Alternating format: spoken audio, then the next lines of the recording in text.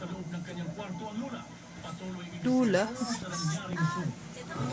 Patay ang isang grade 1 student sa kandila. Ay, taging kaay siguro yan, yung Bicol. Ng scaffolding sa kanilang eskwelahan. Nagpali ang Ay, liig lalim. at pasag ang buhok ng Lalim, 7 taong gulang na si Jaisel Arnold Habab. Nakatayo na roon si Jaisel malapit sa isang inaayos na volleyball court nang mabagsakan ng scaffolding na kinakabitan ng Scaffolding. volleyball net. Walang gustong humarap mula sa pamunuan ng eskwelahan para magbigay ng pahayag. Desididong maghain ng reklamo ang ina ng bata. Nahulog man nabagsakan pa ng takip ng kabaong.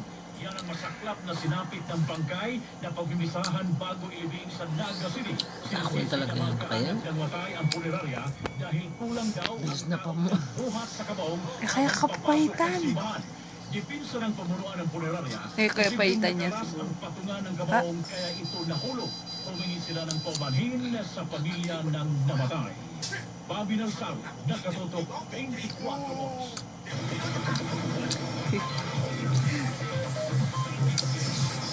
Napaitan niya. Uka na niya. Sexy pa rin si Sara Labati kahit busy siya sa pagiging mommy. Totoo nga ba pati si Baby Zion ay may mga offer na rin para gumawa ng commercials? May chika si Lar Santiago.